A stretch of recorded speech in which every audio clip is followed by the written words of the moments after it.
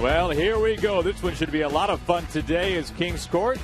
At least a couple of members starting to file inside Tropicana Field here in warm St. Petersburg, Florida. It's the Mariners and the Rays. The Mariners looking for a clean 3-game sweep against Tampa Bay, now in second place in the American League East. Meanwhile, the Mariners 22-23, a chance to get back to the break-even mark of 500. Well, it's Chris Archer up on the mound today for the Tampa Bay Rays. And how about a look at the lineup he'll face today, Mike? Today's starting lineup is brought to you by Chevron. Leading off, Austin Jackson. Jackson back in the lineup yesterday. Had a base hit, scored a run in the first inning. Smith, Cano with 2 hits in the game last night. Then it's Cruz, Kyle Seager. What an evening for Kyle and a road trip. 400 batting average with 4 home runs and 8 RBIs for Kyle. Then it's Morrison hitting 6, couple of hits for him in last night's ball game. Miller, Ackley, and Zunino will round out the 9 for the Mariners.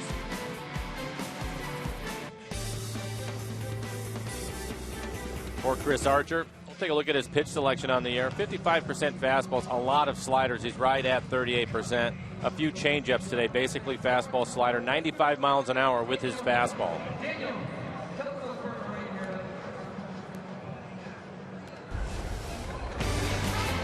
And a look at the American Family Insurance defensive setup. David DeJesus getting his first start of the series. He will be in left field. Kiermaier in center. Geyer out and right. Longoria, the third baseman. Nick Franklin has been at second. He will move over to shortstop.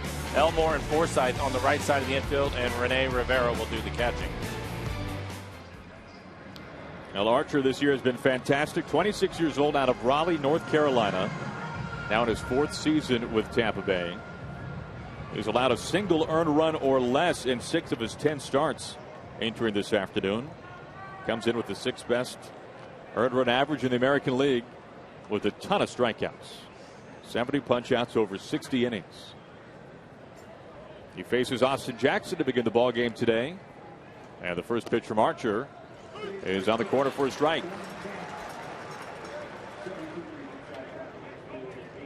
Not giving up many hits so far this year. Archer, an opposing batting average of just .205 as he quickly works ahead of the count to Austin Jackson.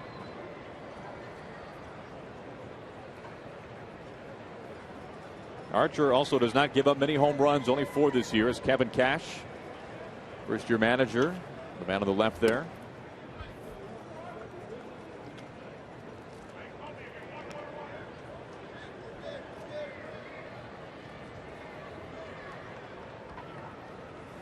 The 1-2. Down on strikes. Nice start for Archer.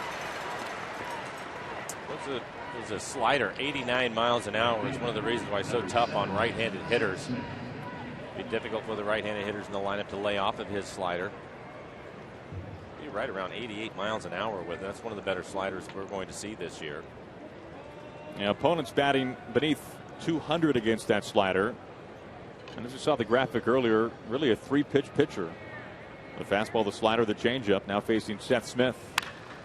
Hard hit and a fair ball. Smith sends this all the way to the corner. Extra bases as Smith coasts into second base. Seth is now 4 for 9 in the series with that double, his second double of the series. And Seth getting after that first pitch fastball, 95 miles an hour, but he turns it around, hits it right over the bag at first. Mark Carlson, the first base umpire, making the call.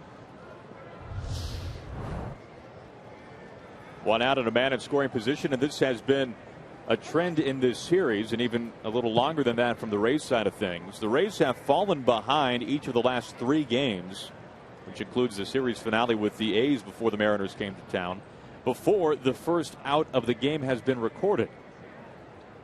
They've been playing catch-up for each of the last 3 days. Strike 1 to Cano. Good series for Cano, 4 for 9. A couple of RBIs. Had a rough go of things in Toronto, went 0 for 11. But quickly turned things around, a couple of RBIs in that first game of the series here.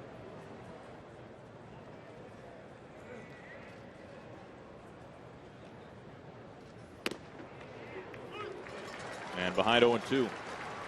Archer has pitched here in his home ballpark an awful lot this year, just the way the schedule has worked out. He's pitching here at the Trop for the 7th time in his last 8 starts. He's only allowed 1 run on the road so far this year. but he's only pitched away from St. Pete 3 times. The 0-2 cuts right through it. 2 outs, both on strikeouts, and another slider it looks like. He does have that power changeup though, and that could touch 89. I'm not sure how much we're going to see his changeup today. Again, only 7% on his pitch selection, and that is the slider right at the bottom of the strike zone.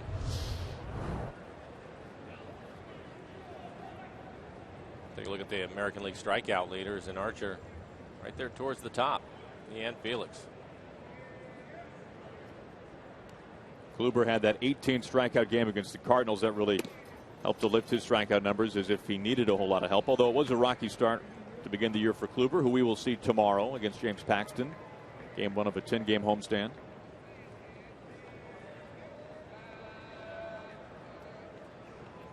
RBI chance for Cruz. Seth Smith a double out at second base.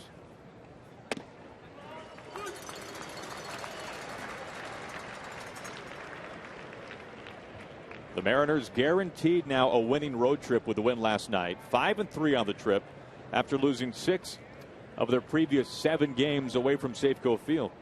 And of course, all this coming on the heels of a 6-3 homestand.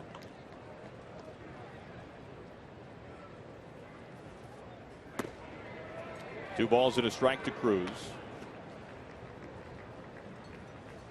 And times have been much better for Lloyd McClendon and company after a little bit of a rocky start to begin the season this year. Things have really come around here in the month of May. I think it'll be a nice flight home if the Mariners can win this game, get themselves back to 500. 2 balls and 2 strikes to Cruz.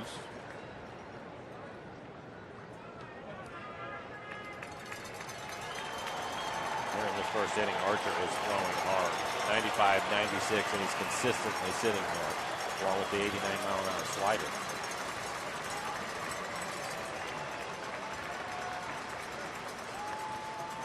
Two outs and the 2-2. Strike 3 called. He strikes out the side, 97 miles an hour.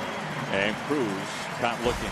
So the double by Smith does no harm to Archer and the Rays.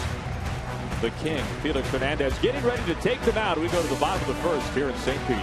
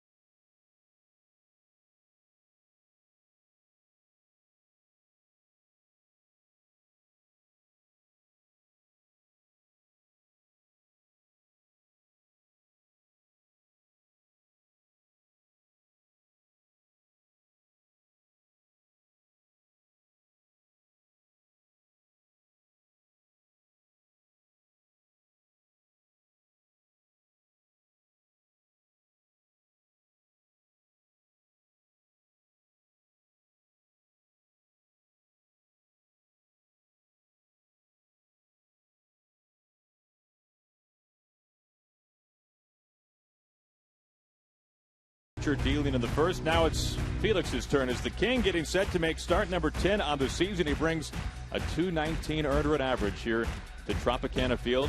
Mariners looking for a sweep of the Rays, and how about a look at the Rays lineup? Switching their lineup up just a little bit. Kevin Kiermaier will lead things off, and it is Butler Longoria with a couple of doubles in yesterday's ballgame. Just missed hitting a grand slam. David DeJesus in May, a .397 batting average. Sid Felix, well, 333 in his career with a home run. Forsythe, Franklin, Elmore, Geyer, and Rivera rounding out the 9 for the Rays. And for Felix on the year, looking for his 8th win, 2.19 ERA, 63 strikeouts to only 14 walks. Starts Kiermaier off with a strike. Now Felix leading the American League in wins and WHIP as well. 4th in earned run average and in strikeouts entering today. 3rd best opposing batting average. Opponents hitting just about 200 exactly against the King. And also, this is something we talked about in Toronto, a fantastic ground ball rate for Felix. Here Meyer flicks it high in the air, right there to Seager. Grabs the lollipop for out number 1. And how about a look at the defense now, Mike? Brought to you by American Family Insurance. Dustin Ackley getting the start in left field. Austin Jackson, good to have Austin back. He is in center. Seth Smith out in right. Kyle Seager having a great road trip with the glove as well as the bat. Brad Miller getting a start at shortstop. Cano and Morrison on the right side of the infield. And Mike Zunino had yesterday off. He will do the catching this afternoon. 1 up, 1 down now for Joey Butler. Now we know about the perfect game that Felix spun in 2012 at home against the Rays. We know about the 15 strikeouts, a career best number from Felix against Tampa Bay in this very ballpark last year. And you add those numbers to what he's done over the course of his career against the Rays, and he has absolutely handcuffed Tampa Bay in his career. Today, his 14th career start against the Rays, an ERA at 2.12. Strike there 0-2 quickly. In fact, a WHIP beneath 1, a batting average by the Rays beneath 200 against Felix. Kevin Cash and his hitters will have their hands full. Felix misses inside. In fact, of any team that he has faced at least 10 times, which at this point in his career is everybody in the American League, only the Twins does he have a lower ERA against. A sub-2 against Minnesota, and his complete game shutout of the Twins this year at home certainly helped to lower that number even more. Batting average against Felix right at 200, and he will be in that area. You can see Chris Archer on there at 205. This is a great pitching matchup this afternoon. Archer looking good in the first inning, topping out at 97, and Felix will get his first strikeout. And coming on the changeup. Nice start for Felix. 2 up, 2 down. Now facing Longoria. Take a look at the last pitch. Felix typically when he is on that changeup will be down in that area.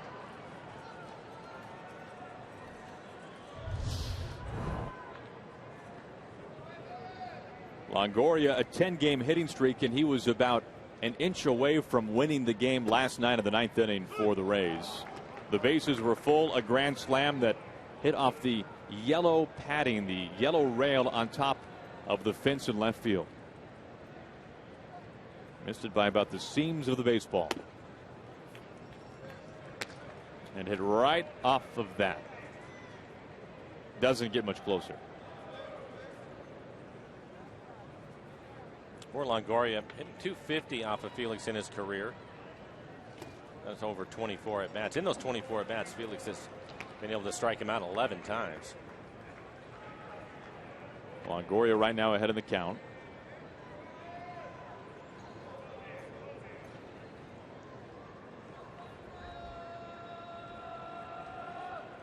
Felix is 2-1. Check swing. Morrison. And a quick and tidy 1-2-3 bottom of the first inning for Felix and company. And through 1 inning, well, the pitching duel has lived up so far. We go to the second, scoreless.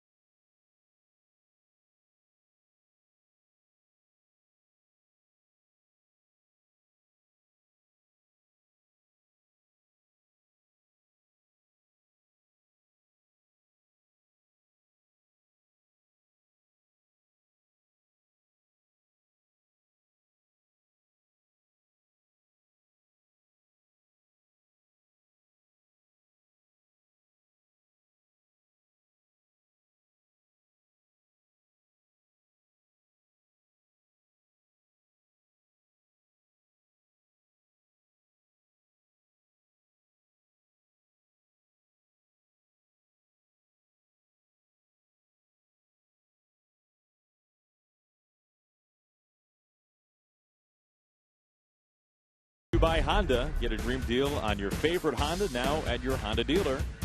By BNSF Railway, sponsor of the BNSF Blast. And by Volkswagen. Hurry in and get a deal during the Volkswagen Stop Dreaming, Start Driving event. Glad to have you with us today from inside Tropicana Field, Kings Court. Here inside the Trop as Felix, so 1-2-3 bottom of the first. Meanwhile, Archer facing 4 in his half of the first, but striking out the side. And you get the feeling that this is going to be a game with these two pitchers. Whoever is the most efficient with their pitches and can pitch the deepest in this ball game will probably have the best chance to win it. Archer topping out at 97 miles an hour in the first inning. And Felix looks like he's in command of all of his pitches. So it's going to be a difficult day for the hitters. Hard to imagine a difficult day recently for Kyle Seager. Now a 12-game hitting streak. 21-game on-base streak. That's the career best. The 12-game hitting streak, the longest by a Mariners hitter so far this season. And of course, only 6 RBIs last night for Kyle Seager, a career best. This time into shallow left field. Franklin out. DeJesus in for out number 1.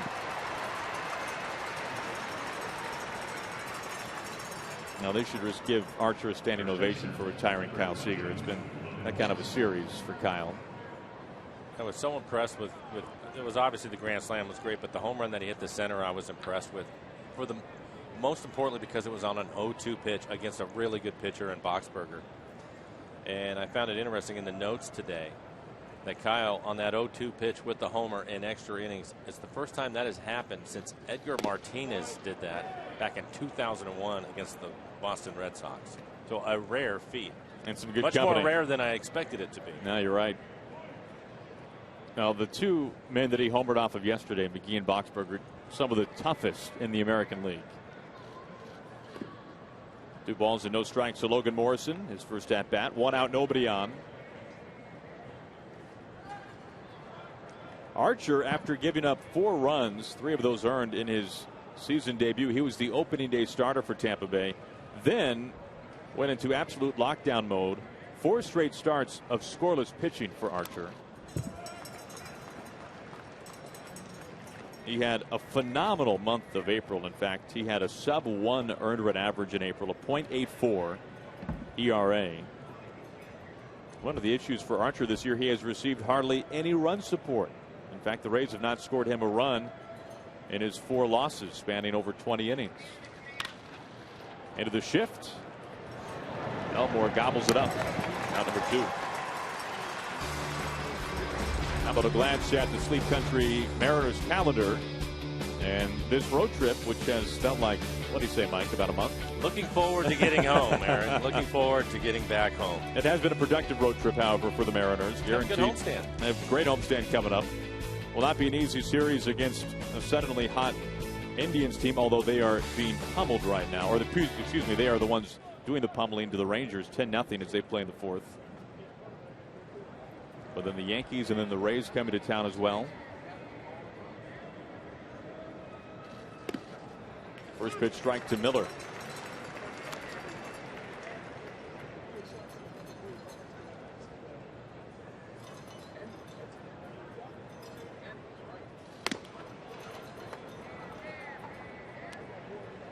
Thought they may be catching the Yankees at the right time, but they've turned things around again. They've won 2 in a row. At one point, they were really struggling.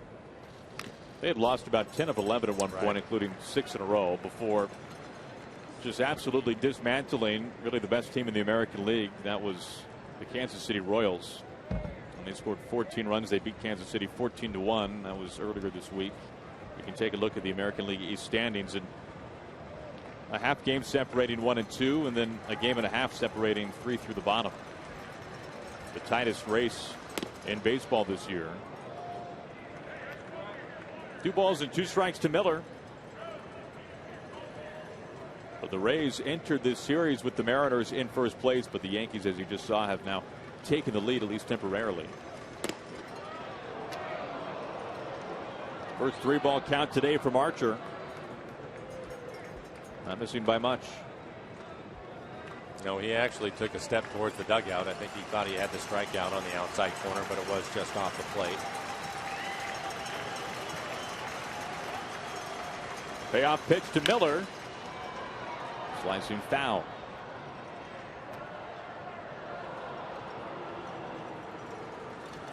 Archer was a farmhand of the Chicago Cubs and was drafted, then was traded over to Tampa Bay in the early minor league stages of his career.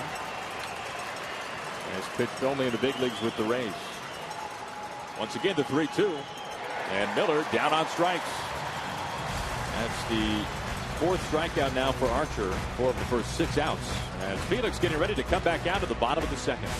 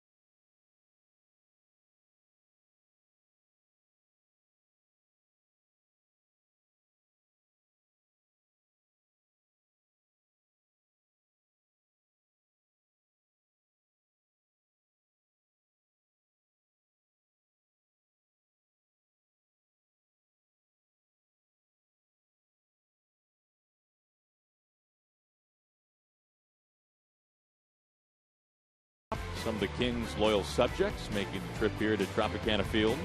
Felix, a 1-2-3, bottom of the 1st inning. He'll face the middle 3rd of the order for the Rays. As we are scoreless, Chris Archer, 4 strikeouts already, and you can make the case that about 20% of the audience today is wearing Kings Court t-shirts. A lot of yellow. A lot of yellow. Yep. Felix well supported today as we play in the final game of the series. First pitch strike poured into DeJesus.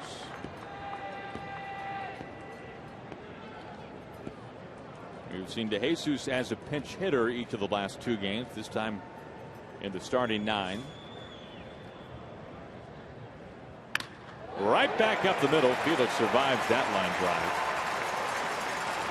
And the Rays have a base runner. The Rays first hit the game. Jacob donates an additional $300 to the Rays Baseball Foundation. Felix had to duck and cover a little bit.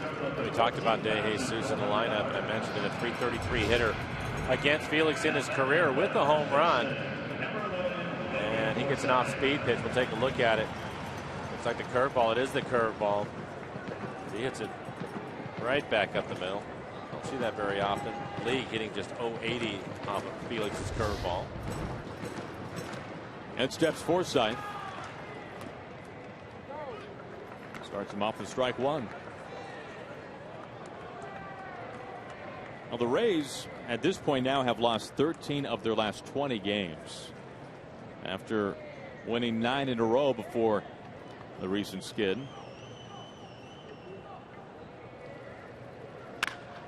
Seager near the line. Cano on to first and not in time. What a play. Kyle Seager, we were talking about it, and he has just had a great road trip in the field as well as swinging the bat. We keep looking at his offense, but defensively, the Gold Glover, this is about as good as it gets down the line. I thought I had a chance to get by him, and look how quickly he gets rid of it. Would have been a great double play to turn, and a tough one as Kyle has to go to his right ranging, and look how quickly Gets it to Cano. Talked about that a lot with Kyle, and Chris Woodward has said it too, how accurate a thrower he is, but it's even more amazing when you see how quickly he gets rid of the ball. And you bring up Chris Woodward, and one of the things he's also talked about is how efficient he is. That goes to what you're saying about how quick he is. There are really no wasted movements for Seager. And we saw it right there. 2-0 to Nick Franklin. And he really keeps it simple down there, and that's the reason why a lot of tougher plays, like that last one, that was not an easy hop he had to deal with either. He makes it look easy because of that. He's so efficient with his movement and how quickly he gets rid of the ball. 1 out, 1 on. And Franklin ahead 3-0. First 3-ball count today for Felix. Jake Elmore on deck.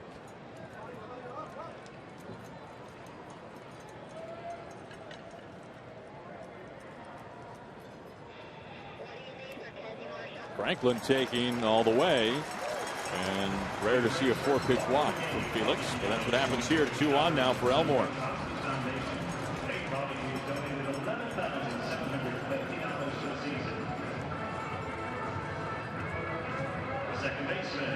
Rays have 2 base runners. Elmore last night was a one-man wrecking crew. He drove in 4 of the Rays' 6 runs. In fact, when he had 3 RBIs through the first 3 innings, that alone was a single-game career high. So 4 of his RBIs of the season coming last night. Strike from Felix.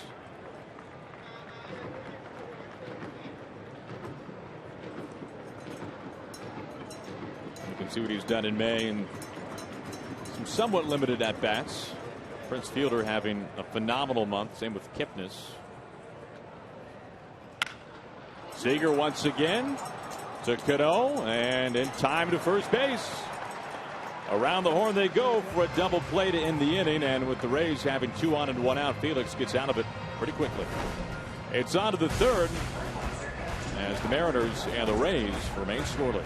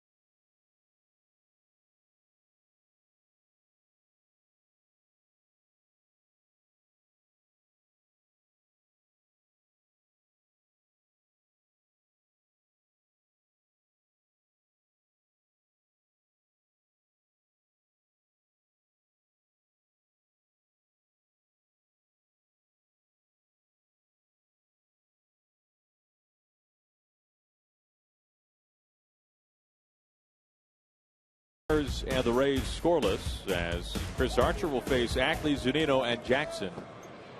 Batters 8, 9, and 1.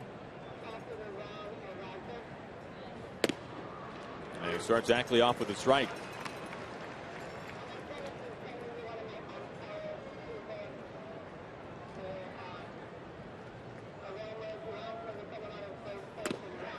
We knew that Archer had a power slider entering this one tonight, but the slider that we have seen from Archer has been a really pretty devastating pitch. It has been in the league, hitting 193 against his slider. Ackley into shallow center. Nick Franklin out number 1. He's already mixed in a number of changeups, which is a little bit unusual. But his slider today at times has been 90 miles an hour. And again, for a hitter, that's a difficult adjustment to make. And if he's going to use his changeup more, because the guys will look at the scouting report. We saw a couple of changeups to Seager. That pitch right there to Ackley, a changeup that he popped up. It's going to be tough, and he's topped out at 97 already. And the most difficult part of all of that is that his fastball is on the edges of the plate.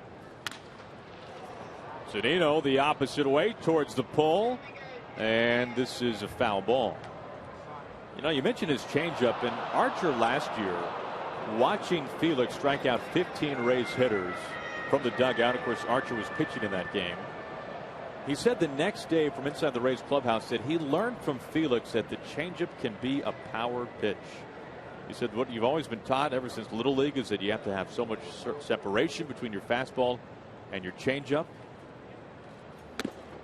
And he said that Felix showed me that that's not necessarily true. And if you look at the last 3 years for Archer, his changeup velocity has increased each and every season.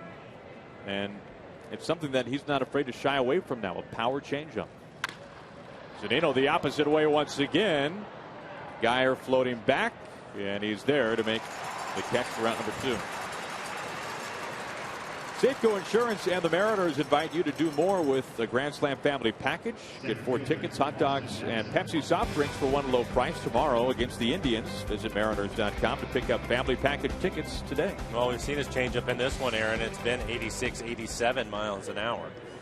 Now, there's still decent separation there from his fastball at 95. But it's not one that he's just trying to finesse off the outside corner. Archer was saying yesterday that the Rays video department has put together endless footage for him to study. Going back to last year on Felix's changeup. He has studied that pitch relentlessly, and he's also been given the charts and the graphs on Felix's changeup in certain situations. As we all know, the Rays are right there at the forefront in many, many ways of the baseball information age. For a small market team with a low payroll, that is their competitive edge. Well, I give him a lot of credit for trying to get better.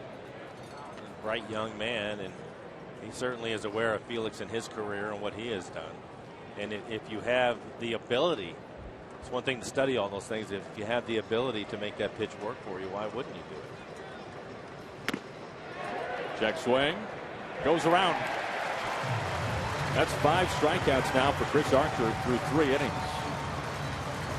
Well, this one has lived up to the billing so far. Archer versus Felix as he gets Austin Jackson by just enough. It's on to the bottom of the 3rd. All scoreless.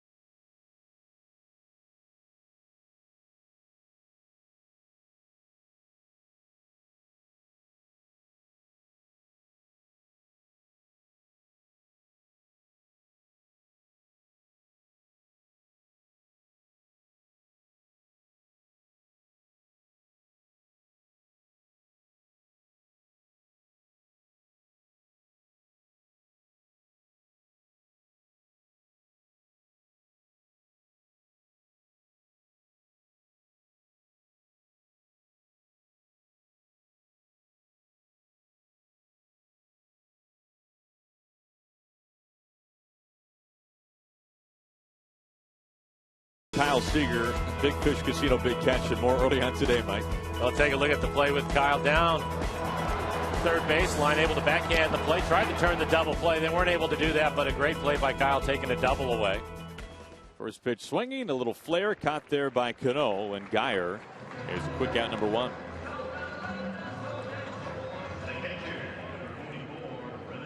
That brings in Rivera, the number 9 hitting catcher.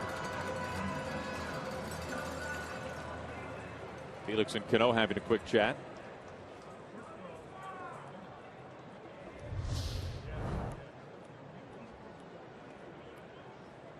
Just a jam shot out to Cano.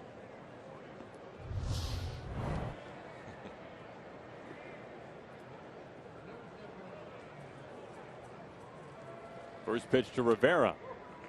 And he gets him there for a strike. See the curveball.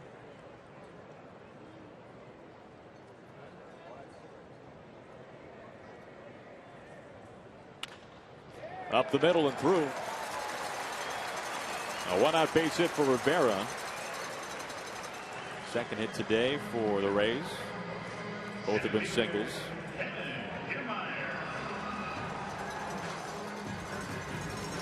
Back at the top of the order, it's Kevin Kiermaier. And when you go back to last night, Mike, and the game-winning home run in the 10th inning by Seager, when Kiermaier started racing back to the wall, and then he broke out that ladder, climbed the wall. I mean, he got up high enough. We know the type of outfielder he is. You thought if there's one of few people in the league who can make a catch like that, it would be Kiermaier, but it was even too tall for him. Not by a lot, though. He made it a lot closer than I thought it was going to be. I didn't think he had a chance, but as you mentioned, he probably was up as high as anybody we've seen this year trying to get up above the wall. He had his belt buckle right up there on the yellow line as he was reaching over trying to bring the home run back. Fortunately, he was not able to get to it. 1-0 foul. It's been a rough series for Kiermaier. There's a look at it last night, Kyle. This is in the 10th inning, and how high up on the wall he gets, and his belt buckle right up there on the yellow line. Now, you weren't kidding. Rivera at first. 2 balls and a strike. Mike Zunino back in the starting lineup today. A day off yesterday, and to set him up to be able to catch Felix this afternoon. Yeah, they're going to try to give him more days off, and it's difficult at times because he's so good behind the plate. They think that'll help his offensive numbers, and you look at the numbers for Mike after he's had a day off offensively, and they're really good. Batting average over 300. And of course with some power to go along with it. Yeah, it's 4 homers. Wellington Castillo was in the lineup last night for the Mariners. Coming over for Yervis Medina recently. Up the middle, right there to Miller, the pick, and the throw to first base, scooped by Morrison. A nifty play on both ends. So once again, a ground ball double play will end the inning for the Tampa Bay Rays. We're through 3, no scoring.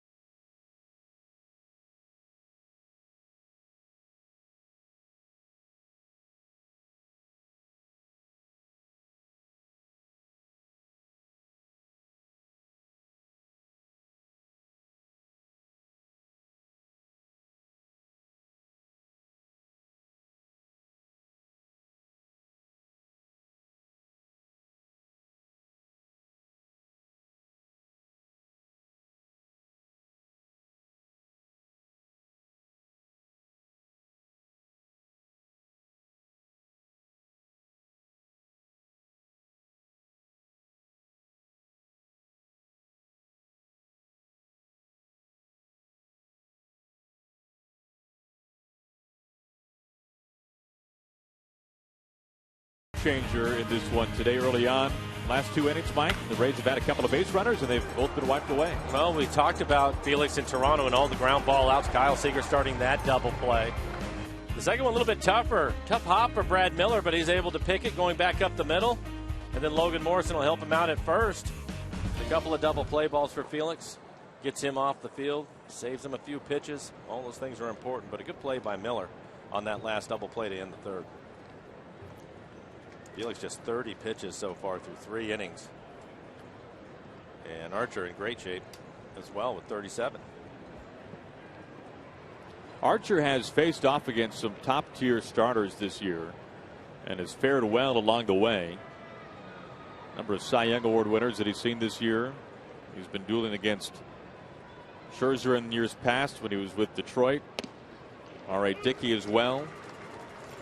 Of course, he matched up against Felix last year. Starts off Seth Smith 0-1. And in starts where Archer has faced off against the likes of a Cy Young Award winner like Felix, he has been rock solid. Has been very stingy, hardly given anything up.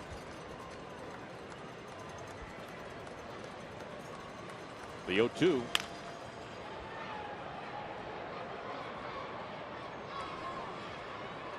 In fact, over the course of his young career, as you can see all the punch outs, 70 strikeouts over 60 innings entering today.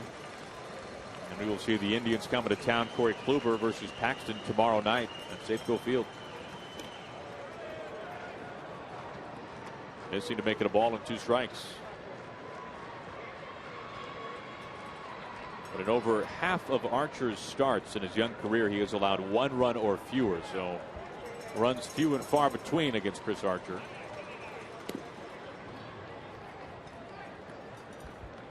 Now 2-2.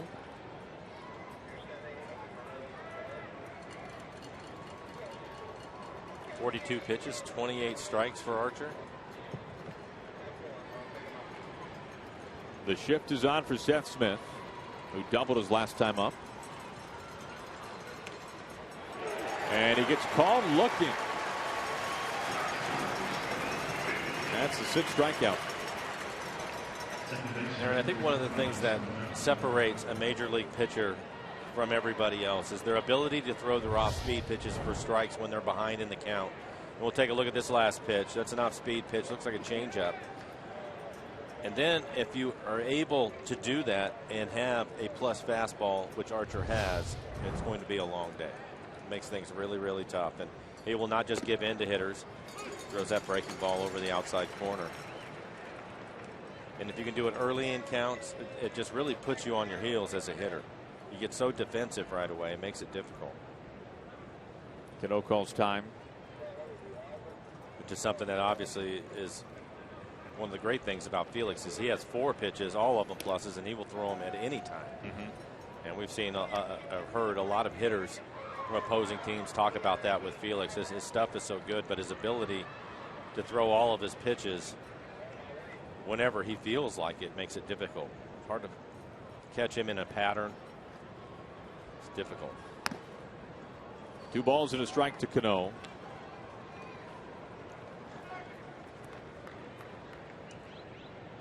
This has been a good road trip for Lloyd and for the Mariners. 5 and 3 trips so far. 2-1 the opposite way, but foul. There was a point in the season, Mike, where, and even Mike Zunino talked about this, where it seemed like for every step forward the Mariners took, they would take maybe a half or a full step backwards. But right now we're seeing the Mariners kind of start to come together. The 6-3 homestand, a chance here for a 6-3 road trip, and it's all beginning to gel a little bit more. Well, I think first and foremost they had to get their pitching straightened out, which they have done that. The starters have been on a pretty good roll if you look at what they've done over the last month. The bullpen, of course, they've had to make some adjustments there. That has worked out well for them. I think they really needed, and you probably didn't realize how much they missed Jackson in center field. It's good to have him back. Lengthens out your lineup. Obviously gives you a better defender in center. But maybe the most important thing is they had to get somebody hot along with Cruz, and that is Cano and Seager. And Kyle obviously is off the charts right now with a 12-game hitting streak and hitting the ball out of the ballpark. And Cano looks as if he's starting to get there. A couple of hits in each of the first 2 games of this series. So you hope if he can get on track, then you're really doing something. That gets you back to where you're scoring those 4 runs a game, which is what Lloyd has talked about all year. Then this team really becomes multidimensional with the pitching, the offense, the defense as well. 2-2 bouncing to Elmore. And there is out number 2. We'll take a look now at our Delta Airlines keep climbing standings. We take a closer look at the American League West, and you can see only a half game separating the Mariners and the Rangers. A's having a rough go. Angels back at 500. The Astros at 30 wins now. The Astros and the Cardinals, the only 30-win teams in the majors. And the Rangers, a team that, Mike, many people just wrote off for dead after the month of April when they really struggled. The Rangers have now battled back to even Steven, and Prince Fielder has been chopping a lot of wood for Texas. He has carried them. This last month, 5 games, he's homered. 5 home runs in the last 5 games for him. So he's not only hitting for that high average, but with a lot of power. When we saw him earlier, he had the high average, but he really wasn't turning on the ball at all. But now he's made a difference. You're right. Everything was the opposite way when we saw Fielder. He's batting .371 this month, 9 home runs and nearly 30 RBIs. And right now, it would appear as though he and Jason Kipnis, the second baseman for the Indians, whom we'll see starting tomorrow for a 4-game series, those 2 guys really vying for Player of the Month. You look at their power numbers and their high averages as well.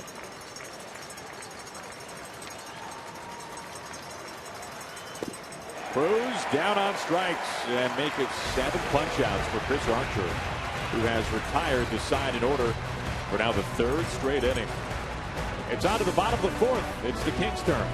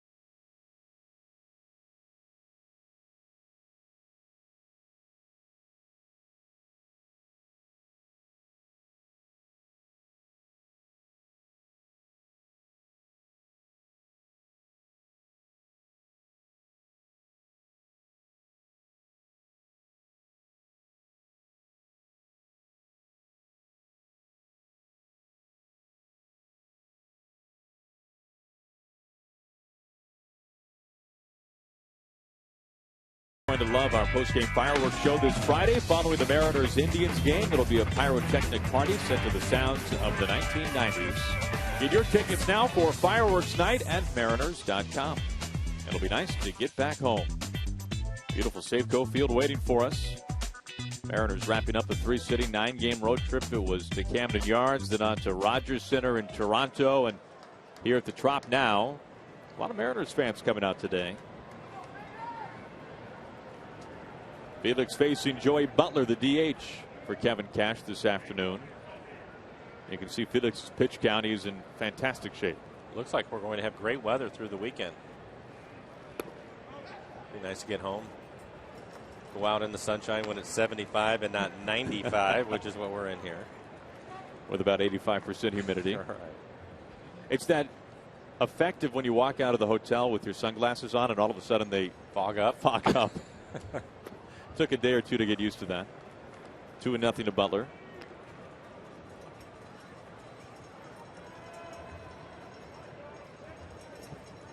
Last 2 innings have ended for the Rays with double play balls.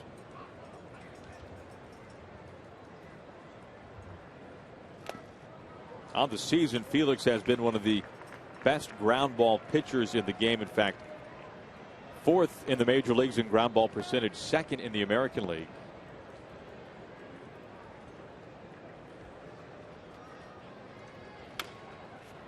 Chopping foul, 2-2. And a great example of what we were talking about last inning when Felix was out there. But he falls behind 2-0, comes back with a slider for a strike. Here's a curveball. Back in the count 2-2. He did not have to give in to him and throw him a fastball in the middle of the plate. Pitch to Butler. Down on strikes. Hits him with a changeup. That's the 2nd strikeout for Felix. 1 down. Butler has fanned both times, both on the change. And we'll take a look at it. 88 miles an hour. Swinging right over the top of it.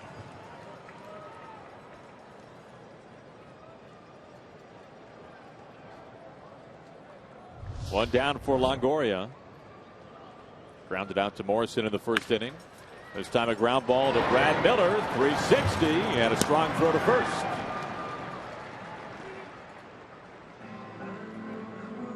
Miller's made some nice plays defensively early on. Yeah, a couple of ground balls up the middle. One he was able to turn a double play on, and this one takes his time, aware of who's running Longoria, and Brad with a strong throw to first. Showing some range back up the middle.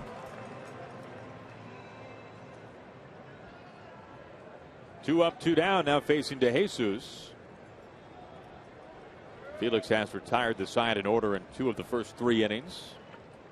Trying to do it again here in the 4th.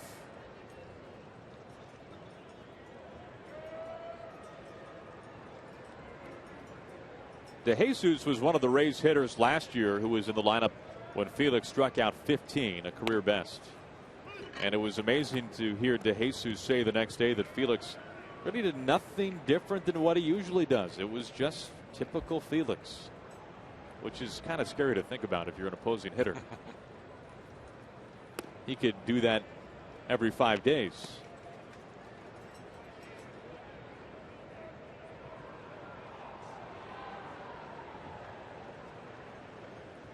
Two outs, nobody on, a ball and a strike. Lines it foul to make it 1-2.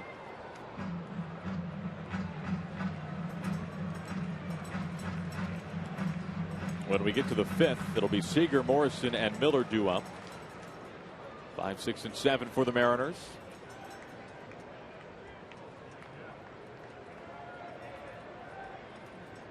Felix looking for strikeout number 3. Here's the pitch. Just missing that time, 2-2.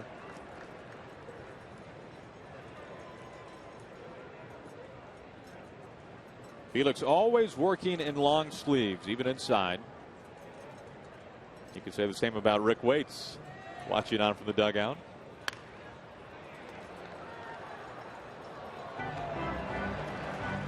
That has to be a pitching coach's dream, having a guy like Felix anchor the rotation.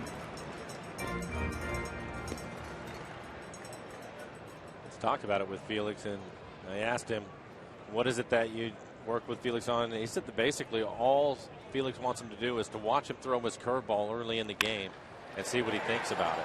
Here comes Ackley, and Ackley is able to make the catch. Nice range coming down from his perch in left field, and that'll wrap up 4 innings. So Felix has faced the minimum 3 of the first 4 frames. We are scoreless.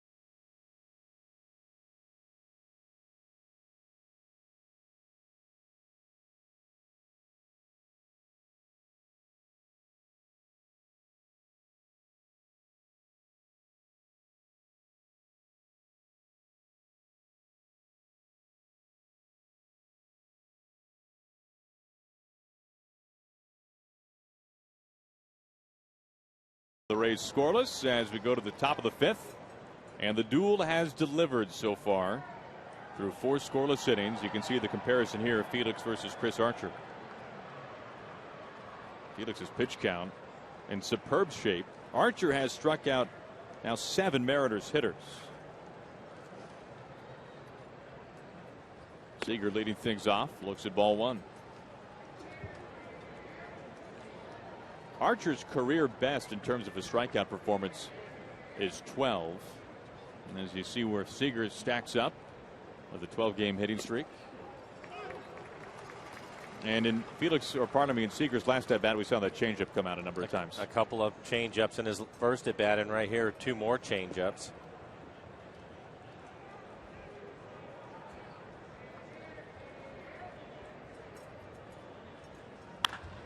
Into the shift, and tough play near the line. Elmore to first, and they got him. I thought he beat it. Really good play by Elmore. Kyle thought he beat it. Brent Jewett, bench coach, making a phone call to see if Lloyd needs to come out of the dugout. And here he is. And he is out of the dugout.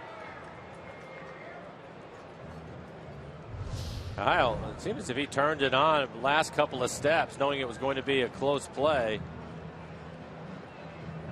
Thought he beat it. Aaron, what do you think? That is close. See what this angle shows.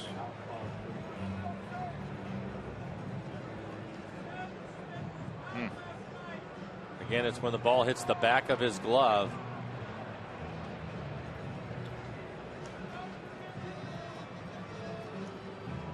And between Forsythe bringing his glove in and Seager running behind him, that angle tough to tell.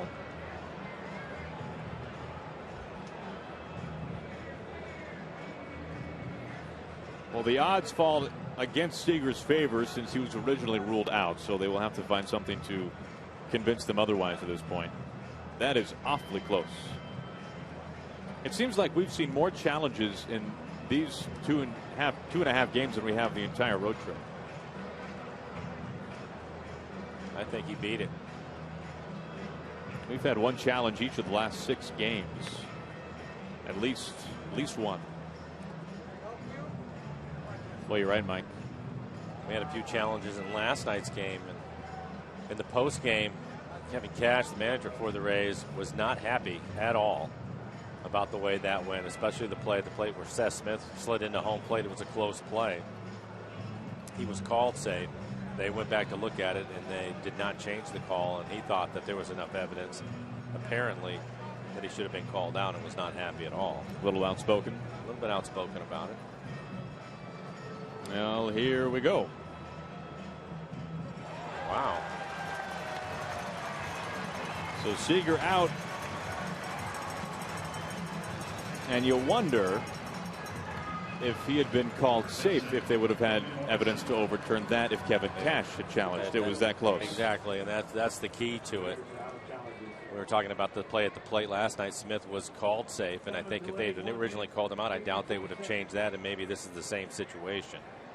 So that call stands. 1 out for Logan Morrison. They remain in the shift for ball 1.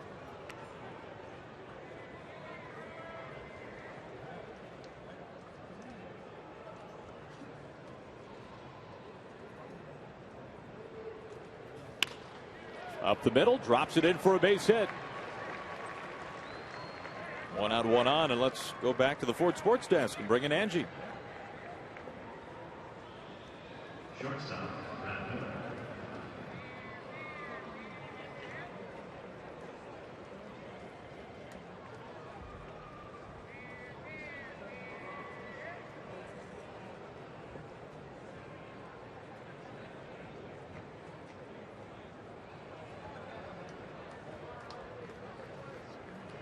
All right, that's good stuff, Angie. Thank you. Always a fun one to relive. Brad Miller stings it high the opposite way, back into the corner. DeJesus is there, and he has just enough room.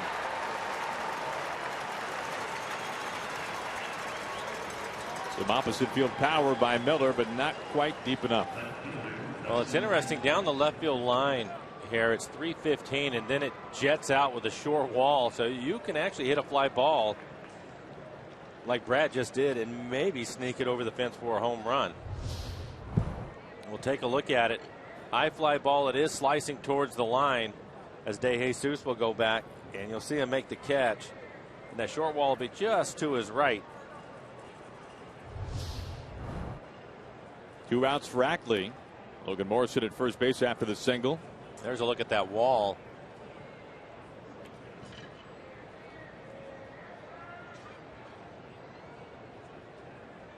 You can take advantage of that. And right there, Brad, I thought if it sliced a little bit more, he would have had a chance to maybe get a home run out of it. A ball and a strike to Ackley.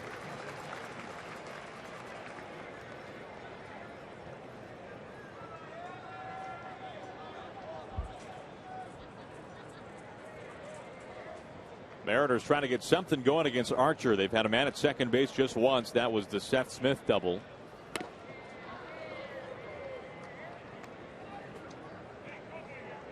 The Rays have had a man at second base only once as well. That was Forsythe in the second. So both these starting pitchers, as we imagined, awfully stingy.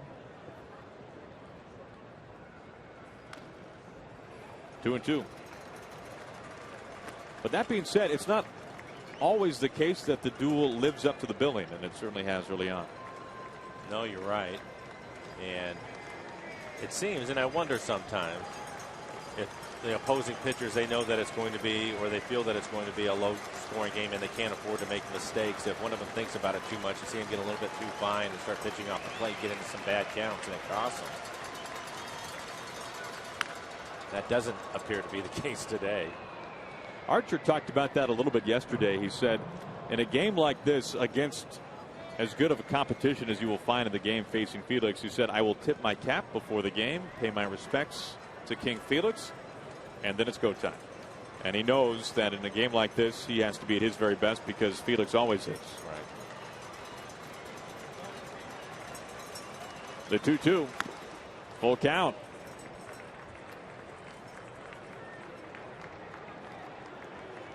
Only the second full count today with Zunino on deck.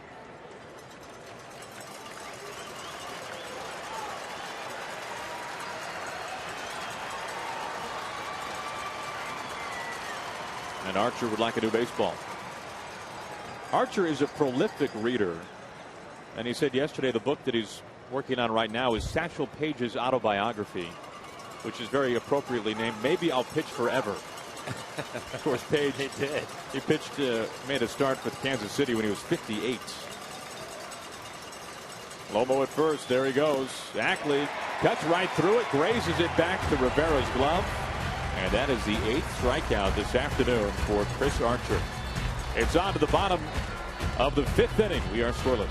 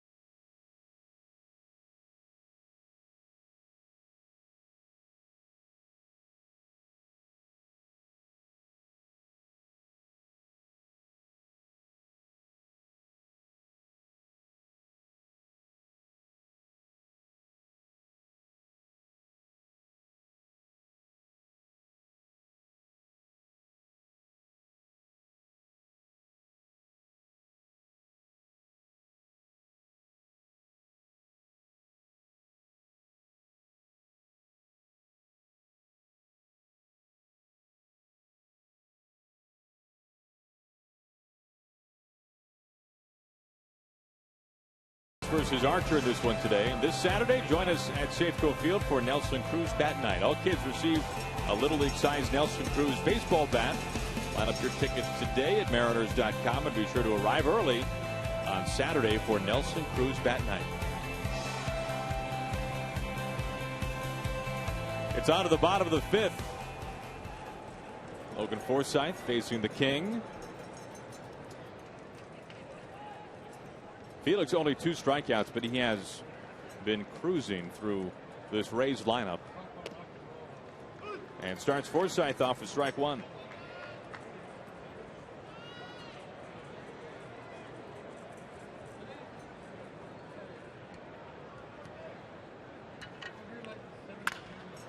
Hard hit on a line sharply to left field, and Ackley plays it on a bounce. Back-to-back sliders from Felix. That has turned into a pitch that he throws really exclusively to right-handed hitters like Forsythe. And he leads things off with a single.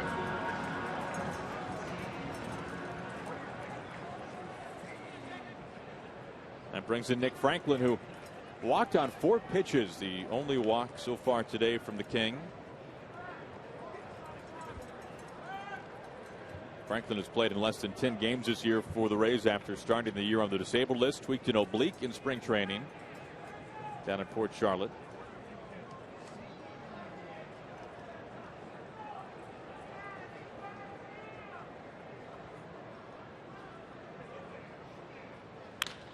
Franklin right there to Cano. Miller on the receiving end. Logan Morrison makes a squeeze at first.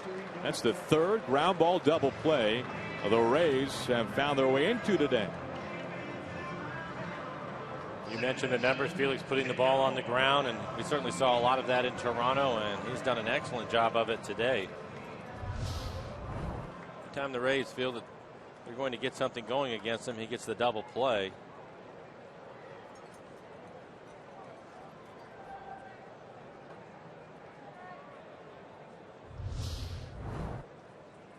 Two outs, nobody on for Elmore.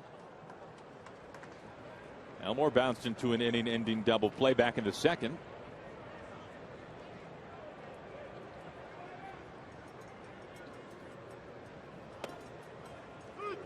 One and one.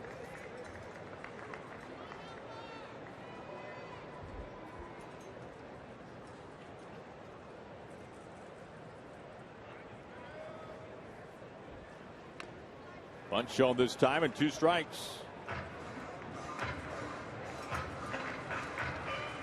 If the Mariners can win this one, not only would that be 3 in a row, but the Mariners would get back to 500.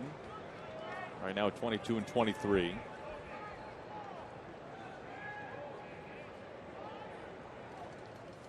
Here comes the 1-2. Elmore just stays alive.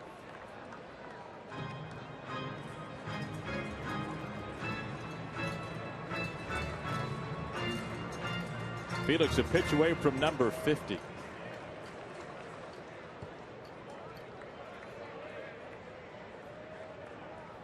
The Kings 1-2 inside.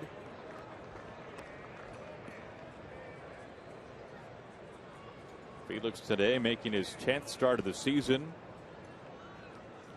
ERA at 2.19. Looking for his 3rd strikeout. Instead, Elmore fights it away.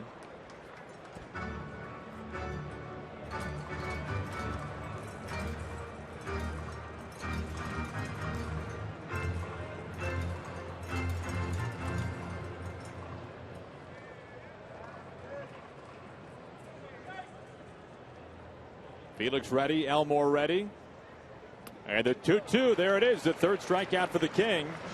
As he gets Elmore cutting right through it, and Felix has retired the side in order now for the 3rd straight inning. We go to the 6th, no score from the Trop.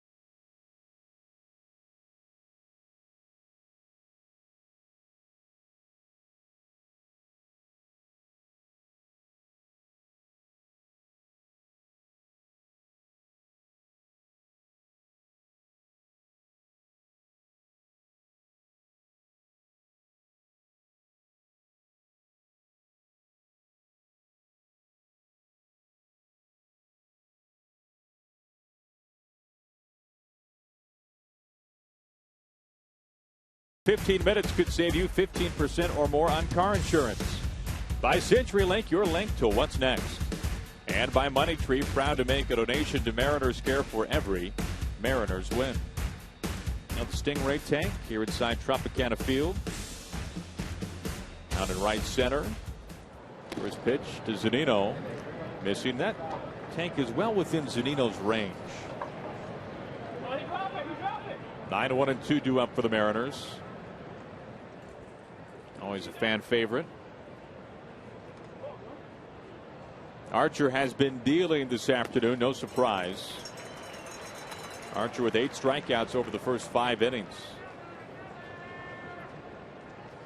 So over half the outs have come with a punch out. Well, he's had a plus fastball at 97 miles an hour. His slider at times has been 90. And he's using his changeup a little bit more than we're used to seeing from him. A changeup is a pitch that he had thrown only 5 times in each of his last 2 starts. In fact, in his first 10 starts on the year, it's only been about 2 or 3 times he's thrown the changeup in double figures. Pretty selective with that pitch.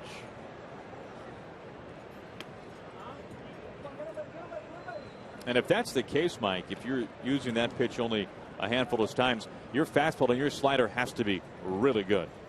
And it has been today. And I was thinking about it with Kyle Seager, especially because he's seen a number of changeups from Archer. Zunino down on strikes. Working in the slider. That's the 9th strikeout. But for Kyle, for example, and a lot of them do it, a lot of them will watch the tape and they will look at the scouting reports as you see Mike chase that slider off the plate. That's a difficult thing to lay off that pitch when a guy is throwing 97 and his slider's at 90. It's so difficult. It looks as if that pitch is going to be in the zone to lay off of it. But you go into it with a game plan, and I think maybe he changed up a little bit along with Kyle, throwing him a few more changeups, which I don't think Kyle was expecting that. And why would you? As seldom as he throws it. Yeah, that makes sense. 0-1 to Austin Jackson, who has struck out twice.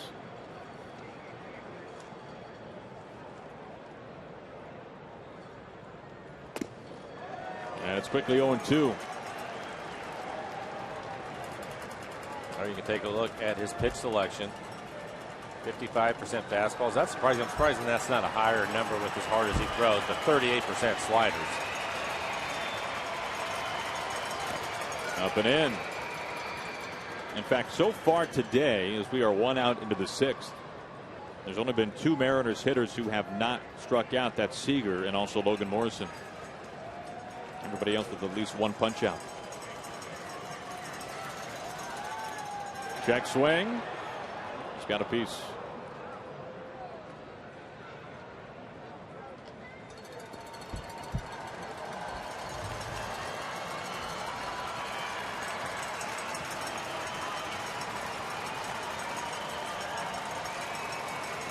One out, nobody on. 2 balls and 2 strikes to Jackson.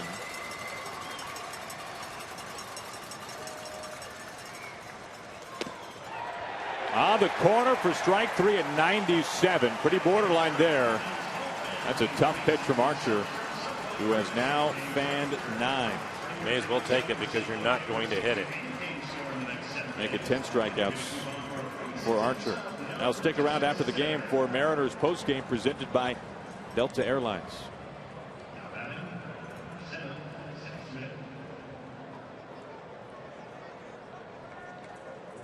Now this one has not been easy for either lineup today.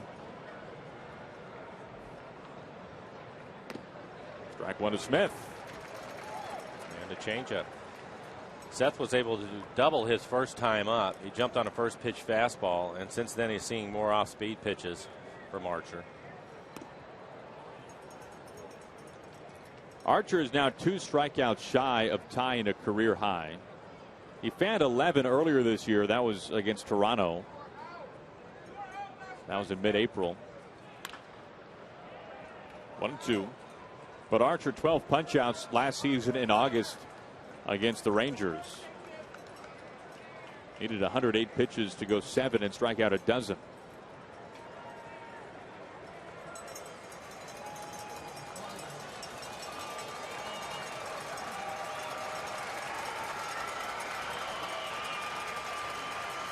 The 1-2 Shot the opposite way. Long run for DeJesus into the corner. He slides in. He's able to put a glove on it. He holds on after a tumbling act in the corner. And this inning has come to a close. DeJesus covering a lot of turf. And the side retired in order for the 4th time in 6 innings by Chris Archer.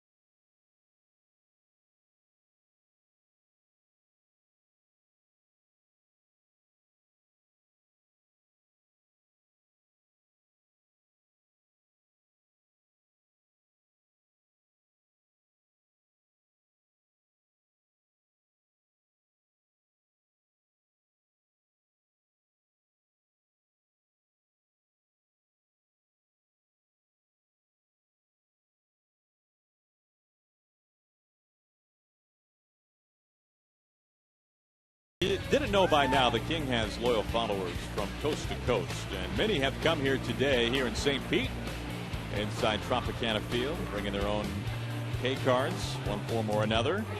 Felix has been off the charts so far. He's been excellent today. 3 double play balls have helped him out, trying to keep the ball on the ground. He's been able to throw all of his pitches for strikes. Facing Geyer to begin things in the bottom of the 6th. He starts him off with the strike. Now the strikeout numbers have been low today for Felix, especially compared to the 10 by Chris Archer. Geyer trying to get on any way he can, but it's strike 2. But the pitch count has benefited from that. I think so, and it was one of the things that we talked about at the start of the game. As you can see, Felix with just 34 or 54 pitches right now as he works in the 6th. You look at this game, and with both of these pitchers on top of their game, you get the feeling whoever can outlast the other one is the one that's going to have the best chance to win. Felix right now in great shape with his pitch count. Double play balls really helped him out with that. Broken bat and a soft ground ball. Morrison off the bag. Felix covered and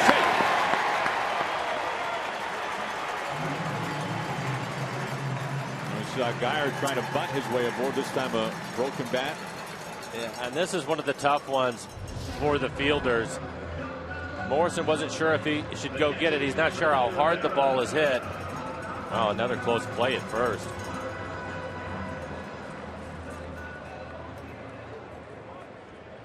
Very close. Very close. But Logan, I think he was going to let Cano get it. Then he realized the ball really wasn't hit hard enough for Cano to come get it. He decided to get it, and by then, saw how close the play was. An infield single. Mariners have already used a challenge on the Seager play at first base, which was upheld in the Rays' favor.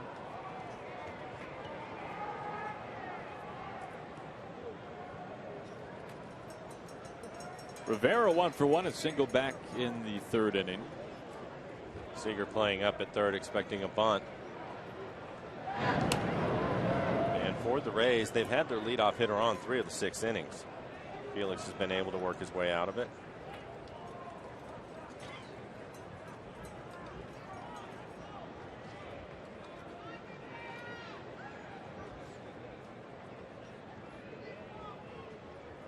First pitch coming to Rivera. Bunt. Third base. And foul.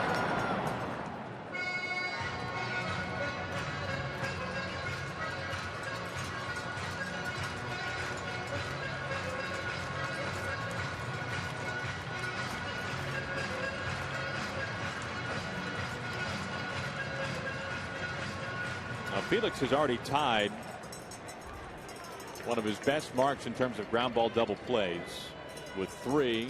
His next would tie a career best 4, which he set against the Red Sox back in 2011. The Rays have chopped into a trio of double play balls. Bunt. Seager. They play to first.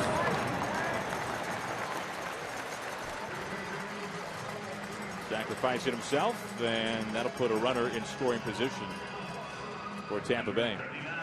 One hop your way home. Take Link Light Rail to the airport for just $3. Schedules available at soundtransit.org. Mariners coming to the airport once this one is over with. This 9-game 3-city road trip coming to a close. Back home for a lengthy homestand. Indians, the Yankees, and the Rays. One out, a man at second. Kiermaier comes in and takes it.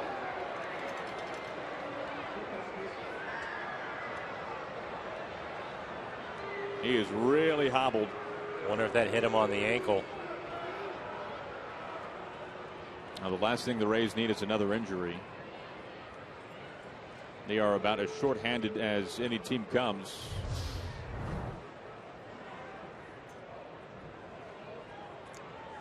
I think the ankle.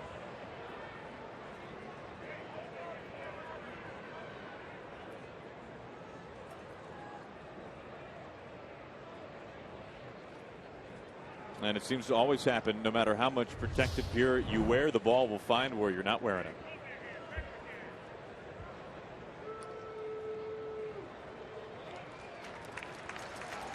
Now, so much of Kiermaier's game obviously revolves around his speed, his athleticism.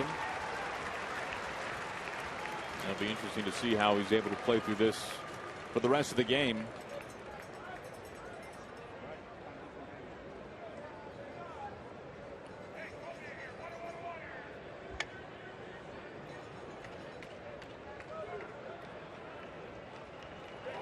Going to try to run through it a little bit, see what it feels like.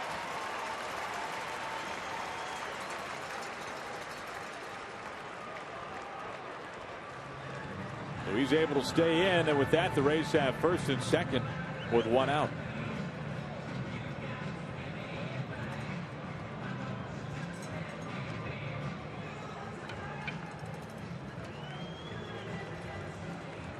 Number 9, Joey Butler.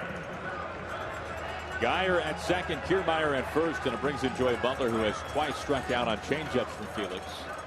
2 of the Kings' 3 strikeouts, in fact.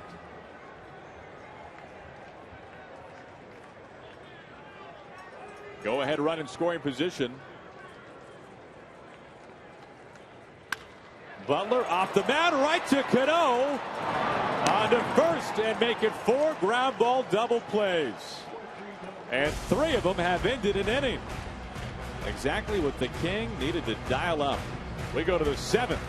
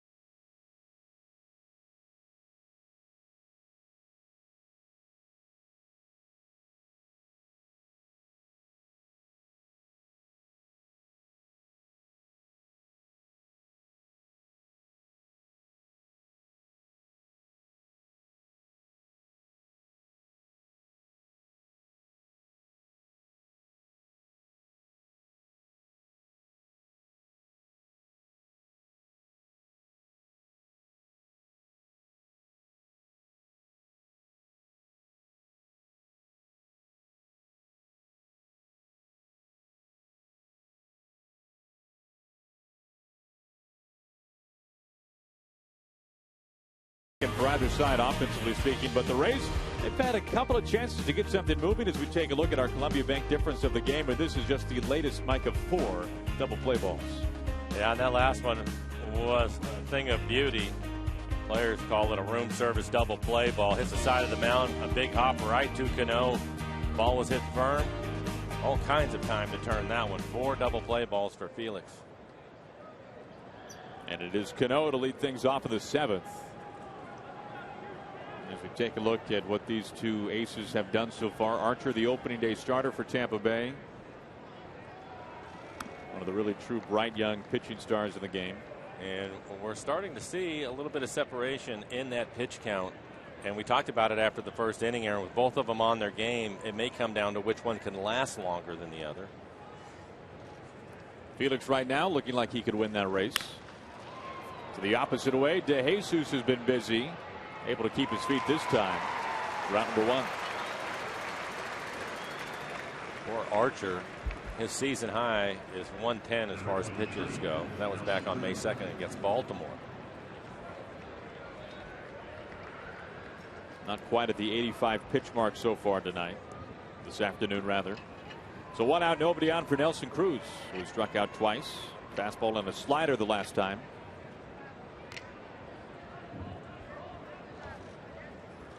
Well, the good news is where Felix is. He's so efficient with his pitches, averaging 10 an inning. So I guess he could go at 11 innings today. The Rays hope not. Felix does have 1 complete game shutout on his belt this year against the Twins. Again, to DeJesus, 2 outs. This Tuesday night, we're celebrating Kyle Seager's Gold Glove Award with his own bobblehead night, courtesy of Root Sports. The first 20,000 fans receive one of the best bobbleheads yet. For tickets, all you have to do is go to Mariners.com. And steps Kyle Seager, looking to extend a 12-game hitting streak. You know, Mike, he hasn't homered yet today, which is a little disappointing, isn't it? Grand slam, game-winning home run. Well, he likes the dramatic home run. I'm not sure we're far enough into the game for Kyle. Seager batting .400. And Kyle, of course, hitting his grand slam in the 8th inning, and then another one, the solo home run in the 10th to win it. And you know, it really bears repeating. It's not as if he homered off of a couple of AAA call-ups from Durham. I mean, Casey McGee and Brad Boxberger are about as good as they come out of a bullpen this year.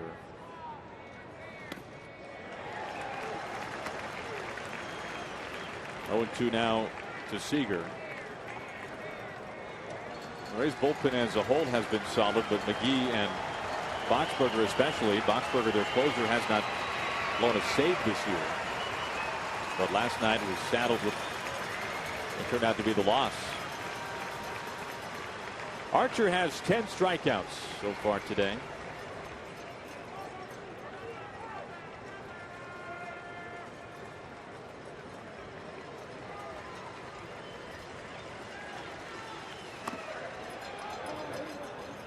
Ball 1.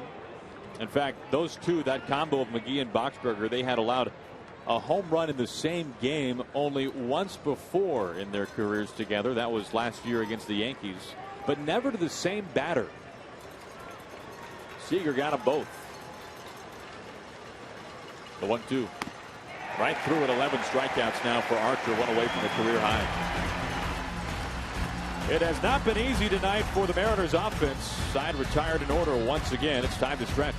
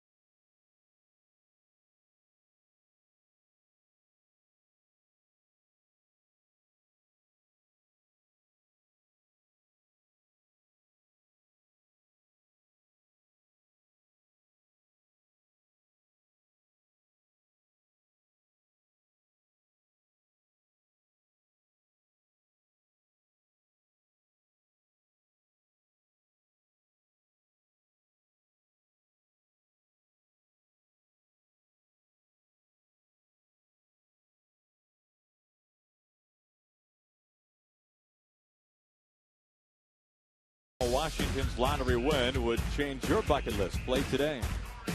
I'll take a look outside Mike's hotel room. That is not too shabby, is it, Mike? Pretty good. That looks pretty good. Where's everybody else? This is a private beach. Sign us up. As long as you can get out there before about 10 a.m., you're doing okay. Evan Longoria to begin things. And you can see, Mike, the ground balls are always good for Felix. They've been off the charts today. They really have been, and they helped him with his pitch count, of course, and the double plays, 4 of them in this one. Able to get out of a little bit of trouble with the ground ball. Pours in a first pitch strike to Longoria with a 10-game hitting streak, but 0 for 2 today.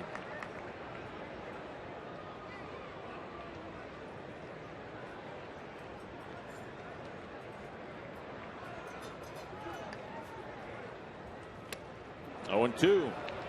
The last time that Felix had 4 ground ball double plays behind him, you have to go all the way back to 2011 in July. And a loss to the Red Sox. So he has matched a career high today with 4 ground ball double plays. Longoria hits this on the screws out towards Ackley, who coasts over and makes the catch. Longoria 0 for 3. And it brings into Jesus.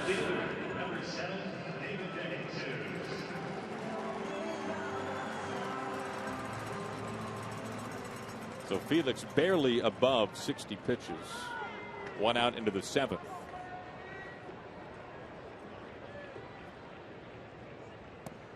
And you have to marvel a little bit just about the different ways that Felix can beat you, because what we're seeing today is a stark contrast from what we saw from Felix the last time he was in this building, when he struck out 17.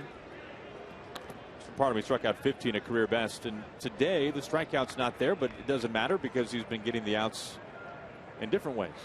I think that the way this one is going today, that is going to benefit him, because it looks like he's going to be able to maybe get a little bit deeper into this game. And if he can pitch an inning or 2 and Archer is out of the game, it'll give you a chance, because Archer has been really tough today.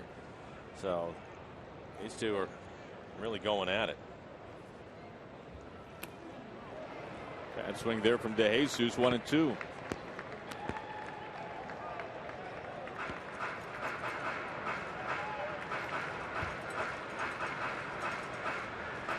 DeJesus singled his first time up. That was back in the 2nd. Then lined out sharply to his counterpart Ackley in left field. Archer 11 strikeouts, 1 shy of a career high.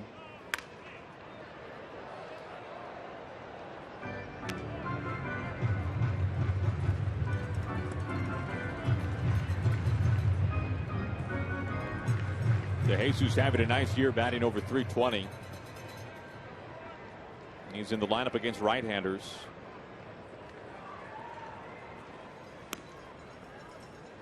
Two balls and 2 strikes off the plate.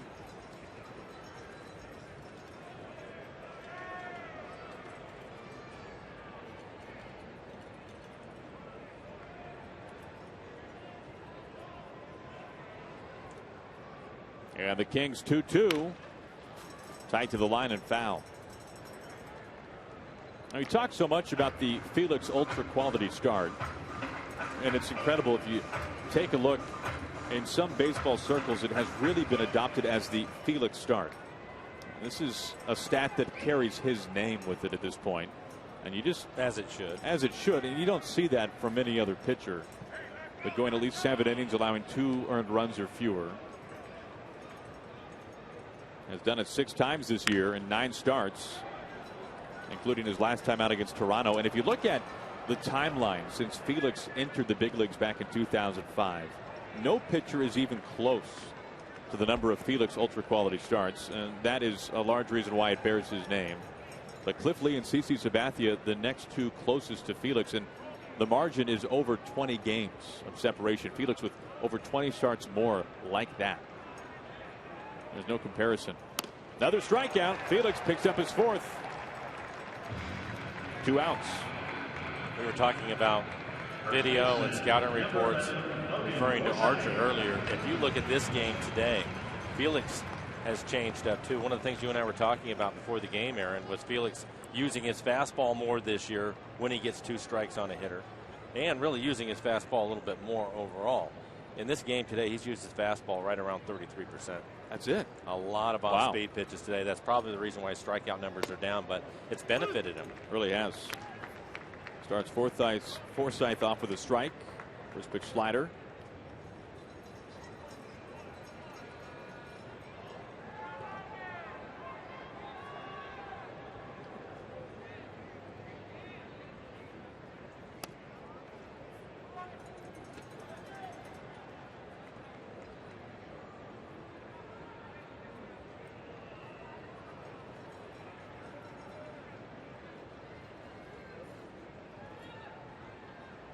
You know, Mike, it's really funny right now to think back to Peoria and just the very small shred of concern that there was for Felix after an ERA of about 10 in spring training, and Felix saying it's going to be okay.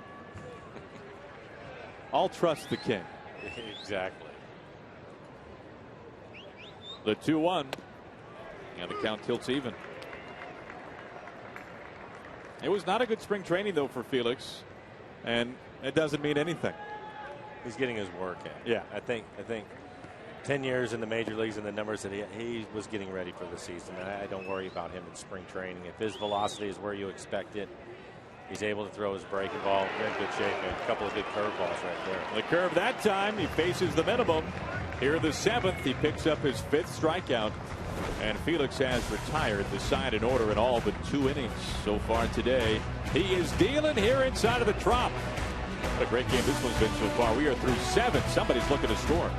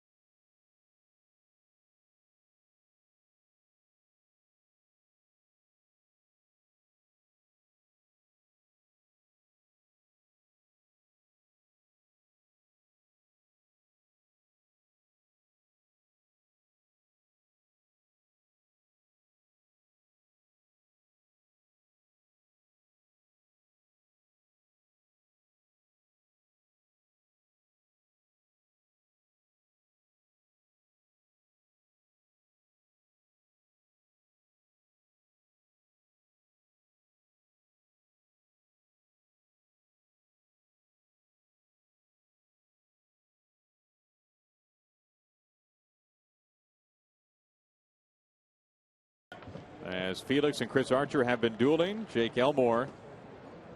We've seen some changes defensively for Tampa Bay.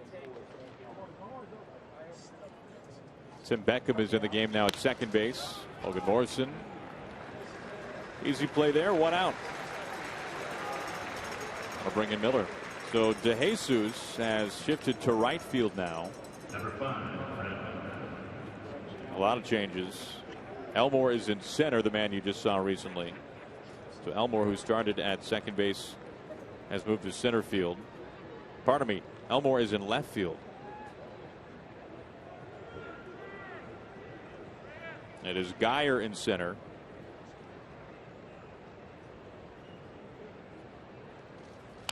Miller on the first pitch.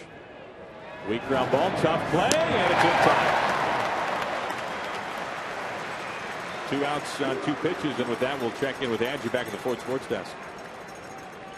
Number 13,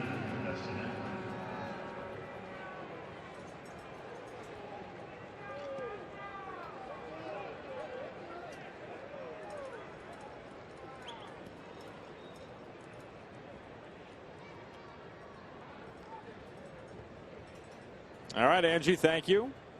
2 very quick outs, and with us talking about the pitch count starting to rise a little bit for Archer. 2 outs on 2 pitches. Yeah, I would have thought they would have tried to be a little bit more patient. Archer now at 92 pitches. Again, his season high is 110.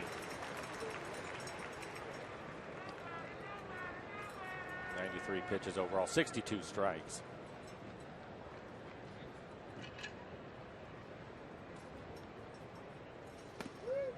A ball and 2 strikes on Dustin.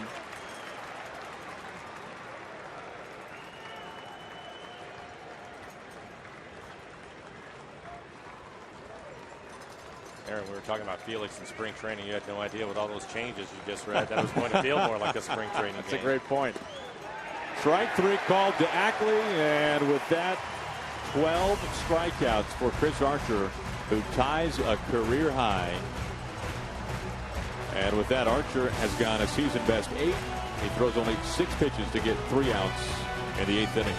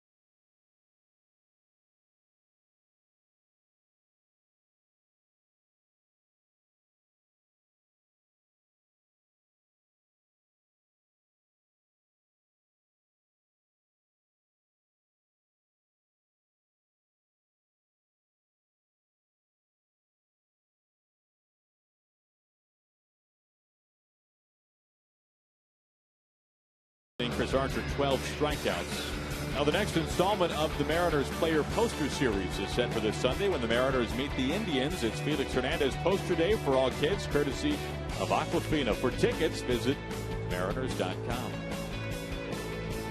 This has not been an easy day for either lineup.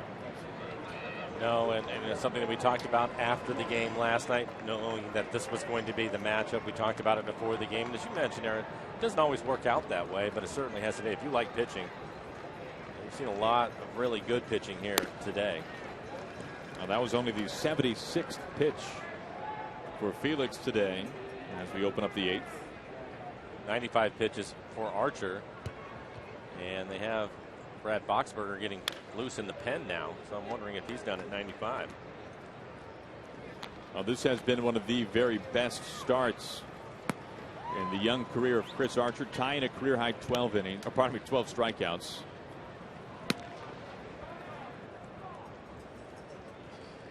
Archer does have a couple of complete game shutouts on his resume, so the 8 innings not a career best, but close.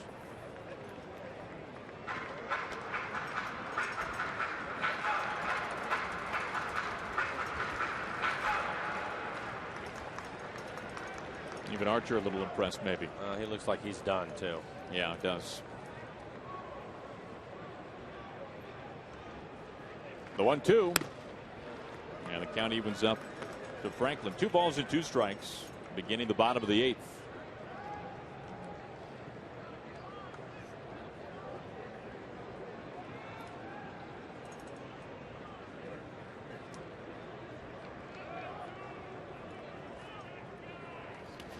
Gets him swinging, ties him up. And for Felix, that is his 6th strikeout. Nice way to begin the bottom of the 6th. Pardon me, the 8th. Well, we're just talking about him not having a lot of strikeouts, and he now has 3 in a row. Getting a lot of off-speed pitches from Felix today. Wearing the crown proudly. Brings in Jake Elmore. We saw Elmore make the shift from second base into left field. Seager right there on the lip of the grass. Now number 2. That helps the pitch count.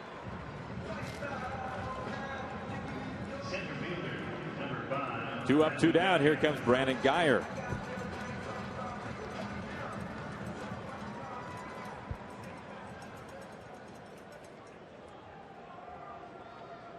Now the efficiency for Felix has been just incredible today.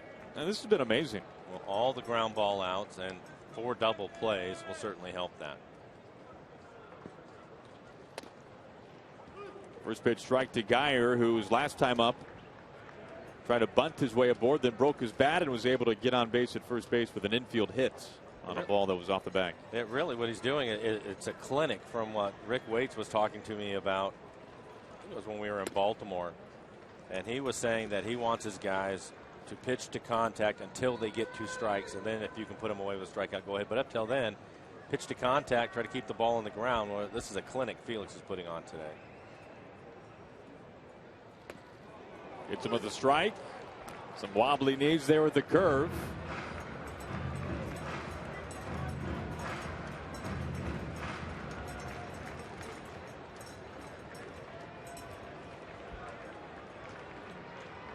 Felix a chance for his 7th strikeout. The 1-2 makes it 2-2.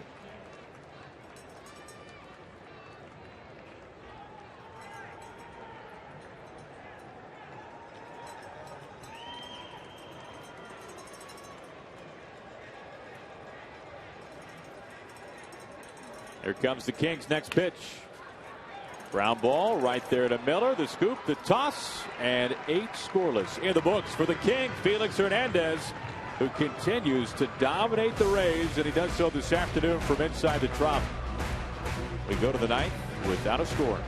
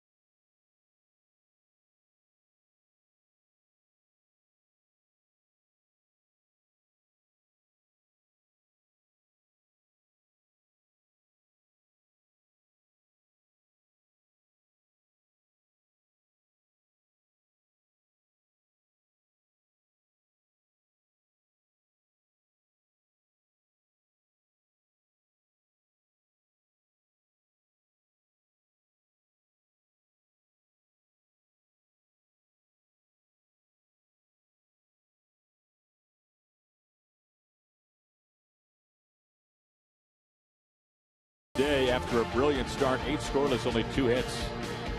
Felix dealing himself, however, he's gotten 8 scoreless. And we take a look now, Mike, at our Lexus pitching comparison. They really had pretty even numbers overall coming into the game, and it didn't change much in this one. Felix 8 innings, 4 hits, no runs, 6 strikeouts, 86 pitches, so it was a little more efficient than Archer, but Archer just 2 hits and the 12 strikeouts, didn't walk anybody. Brad Boxberger will take over his 20th appearance on the year, the closer for the Rays. 1.56 ERA, 25 strikeouts, 17 and a third. So the Mariners trying to get something going off the bullpen now. Boxberger was dealt the loss last night, gave up the 10th inning homer to Kyle Seager.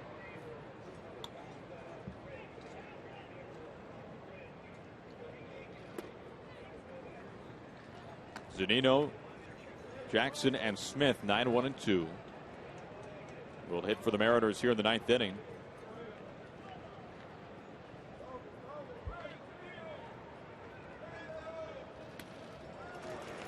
And Zunino behind in the count now.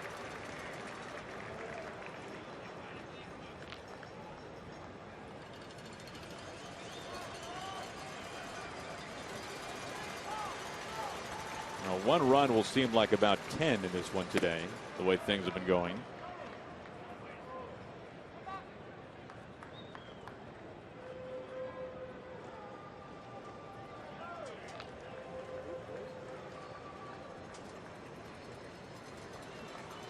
The 2-2. And Zunino caught looking. Fastball from Boxberger. Well, the Mariners coming home after this one's over with as we take a look at our CenturyLink What's Next. We talk about good pitching, Mike, and it continues on both sides. The Rangers do not have to see Corey Kluber. The Indians and the Rangers finishing up their series today, but they got Bauer and Salazar, some big-time strikeout pitchers as well, as Paxton will get the start for the Mariners tomorrow in the opening game of the homestand.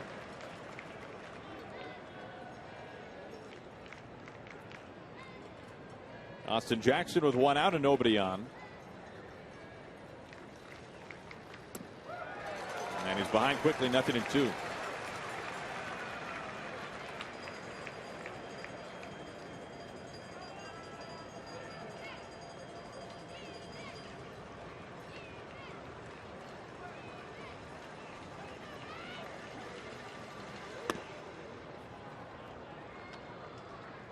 Boxberger, the closer for the Rays, has not blown a save this year.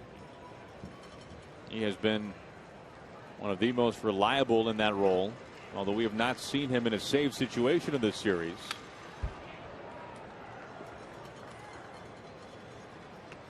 That's what makes what Seager did last night even more remarkable. Boxberger had allowed 0 home runs all season until last night when Seager took him deep. And that was on an 0-2 pitch.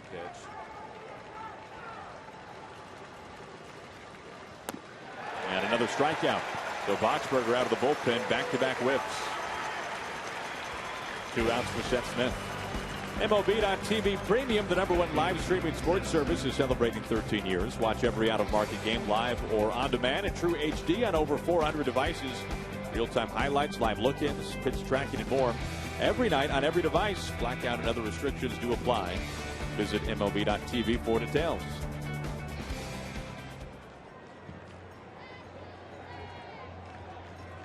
Well, the Mariners have not had many base runners in this one today, and you can understand why. Smith doubled off of Archer on the first pitch that he saw in the first inning, but was left stranded. That is the only time the Mariners have had a man at second base today. That's been it. 2 base runners. Didn't walk anybody. Just the 2 hits.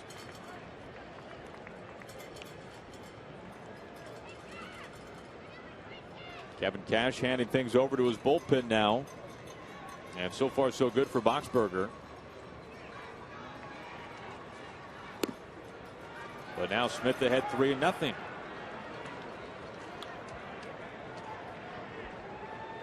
Cano would be next.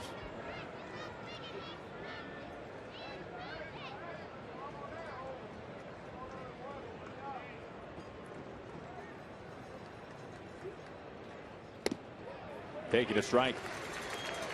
Well, Nick Franklin, the only man on the left side of the infield for the Rays, as they once again shift for Seth Smith.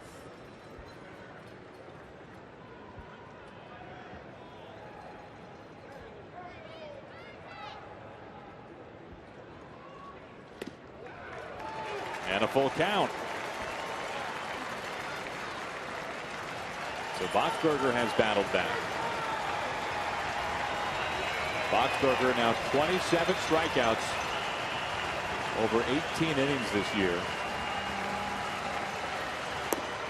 And a walk with 2 outs. The Mariners have a base runner. First walk today taken by the Mariners, and it brings in Cano. Really patient at bat for Smith. I was surprised that he took the 3-1 pitch. It was a fastball. Seth obviously likes to hit the fastball, and he can hit a good one. But he takes that pitch and then ends up walking on an off-speed pitch that was off the plate away. So patient at bat for him. That's the first walk given out by Boxberger since the 6th of this month. Got nearly 10 outings without giving out a walk. Missing with the first pitch to Cano, and that brings Rivera out.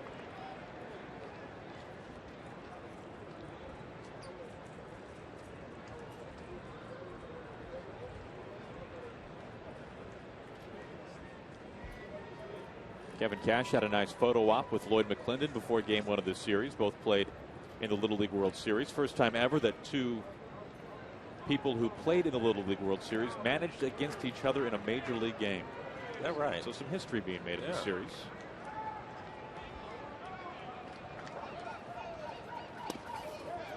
Of course, Lloyd playing his Little League ball in Gary, Indiana. Meanwhile, Kevin Cash right here in Tampa Bay, where he was born and raised. Cash was actually managed by Lou Piniella for a handful of games when he was a member of the Devil Rays. Has never managed before, but has had some good ones coming up as a player. Of course, Jim Leyland mentoring Lloyd for many, many years. Two balls and 1 strike to Cano, who will take a lap.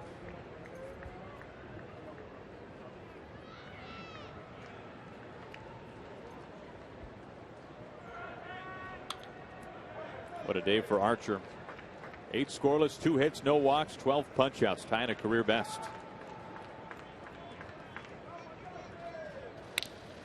Just gets a piece, 2-2.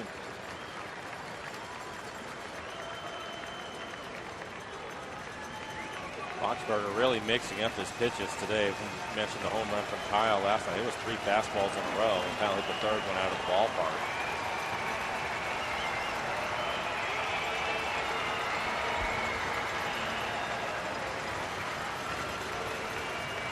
The Mariners with a runner at first, their first base runner since the 5th inning, since Lomo's single. Trying to take advantage of it. Count goes full. And you'd like to see Cruz get a chance to take some hacks. Nelson hitless today.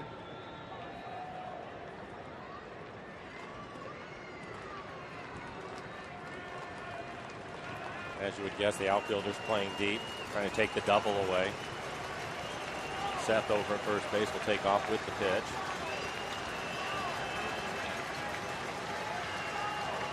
There he goes.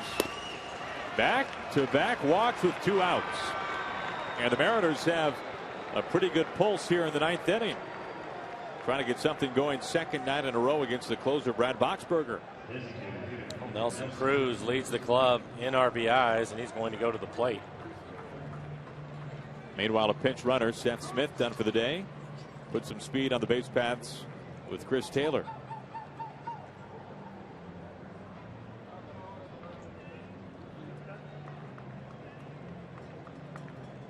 And a conference up on the mound as the Rays trying to be a little careful here. Jim Hickey, the pitching coach, having a team meeting out there. And some activity in the bullpen. You saw Jepson last night. Now things getting very interesting here in the 9th inning. Neither side has been able to get anything going offensively, and all of a sudden the Mariners are plugged in here in the 9th. Taylor pinch running at second base. Cano is at first. Back-to-back walks after back-to-back strikeouts from Boxberger. And the first pitch to Cruz off the plate.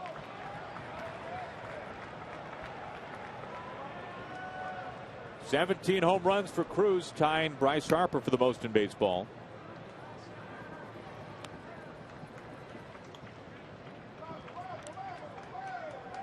The 1-0. Cruz to center. This sends Geyer racing back.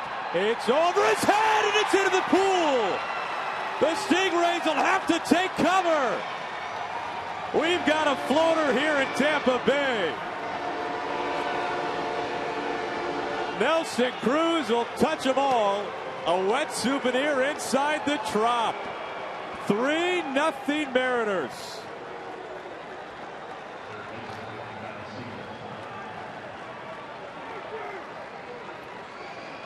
He has been amazing.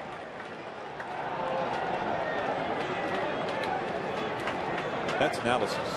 And that's all you have to say. I mean, really, if you think about it, the numbers that he's put up, he's been amazing. You get him up there in a situation late in the ball game, and his 18th home run on the year, is able to lay off of that first pitch breaking ball away, and then gets a fastball up out over the plate. And I don't know about you, but it was another one of those home runs where he hit it, and I was just hoping it would get over the center fielder's head, and it ends up in the pool out there. Unreal. The Mariners have gotten to Boxberger in back-to-back games. And you mentioned it, Aaron. He had not given up a home run this year until Seager touched him up last night, and this time it's Cruz. So back-to-back games giving up home runs.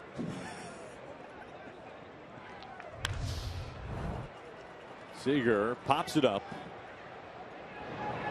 Beckham gives way to the first baseman Forsythe, and that'll be it for the Mariners. So the Mariners can't hardly even touch Chris Archer over 8 innings. 2 strikeouts and then 2 walks, and Boxberger lets this one sink in the tank. We go to the bottom of the 9th inning. Mariners have the lead. Felix in line for good things.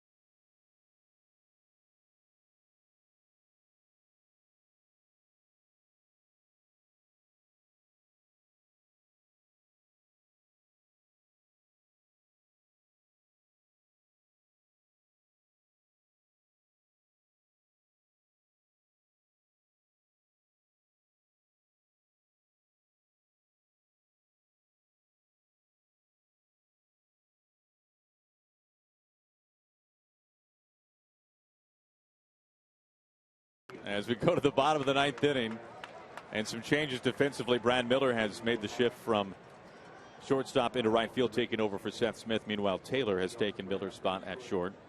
So Felix on here to work the 9th. In good shape in terms of his pitch count. And it says Drupal Cabrera pinch hitting for Rene Rivera, the number 9 hitting catcher. This is incredible, Mike. I mean, this is amazing. The two games, last night's game and all the things that were going on with that one, and then the dominance of the pitching in this one. And you and I were still really just stunned a little bit with a home run by Nelson Cruz. Well, you had not being surprised that he hit it out of the ballpark, but just, I mean, he hit it and it almost had an afterburner as it went into the pool. And we were talking off air. Explain again, because of the slice, that's what makes it so impressive. Well, where we sit, we have a great view, and when Nelson hit the ball and it started to slice, so many times when the ball starts to turn like that, it's going to start coming down out of the air a little bit quicker. And you can look out where the pool is. The ball was left of that towards the wall. And when I saw it starting to slice, I thought it was going to come down sooner. And hopefully, I was hoping it would hit the wall out there. But he gets so much carry when he gets the ball elevated. It still ended up hitting it out there in the pool. Amazing. 2-2.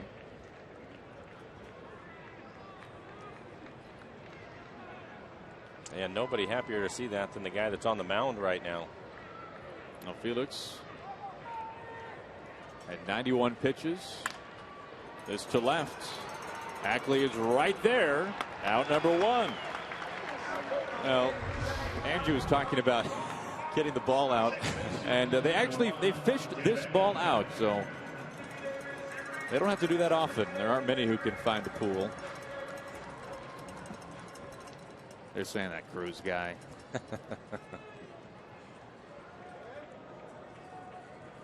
So Boxberger had not allowed any home runs at all this year. The Mariners tee off on a back-to-back night. Seager last night. Cruz here today. Boxberger in line for the loss. Now what's amazing too is that you said it best, Mike, mixing his pitching. He was nasty, back-to-back strikeouts to begin the inning, then 2 straight walks, and all of a sudden some life. Well, and then he threw Nelson the breaking ball in the first pitch, missed with it off the plate, and came back. It almost looked like a cut fastball.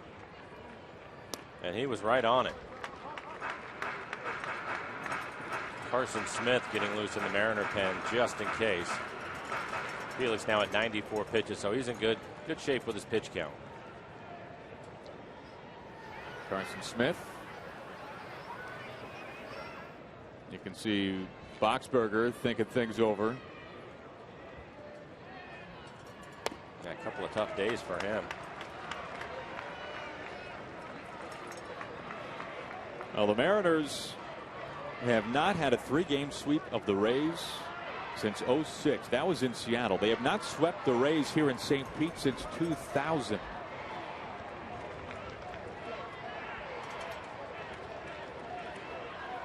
Down on strikes. 1 out away. Designated hitter, number 9, Joey Butler. And another off-speed pitch from Felix. He's been able to use them all today, and that looked like the changeup.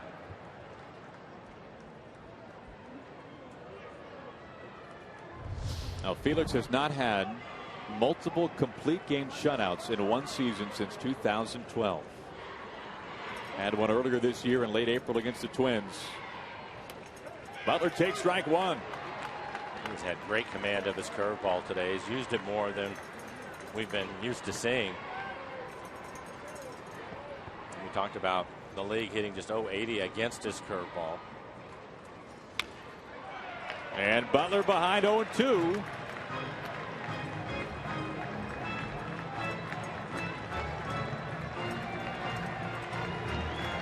Felix threw 102 pitches in his complete game shutout earlier this year against the Twins.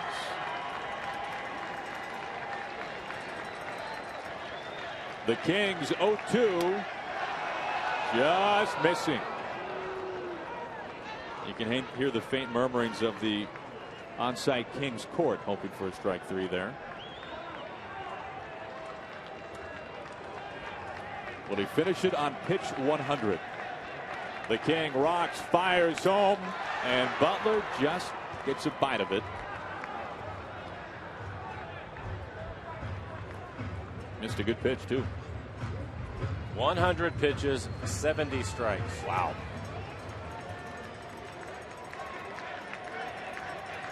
Felix has dominated the Rays over the course of his career, adding another chapter to that Long book here today. The 1-2 cut on and missed, and that'll be it. A complete game shutout for Felix Hernandez, his second of the season. And the Mariners sweep the Rays in St. Pete for the first time since 2000. What a game.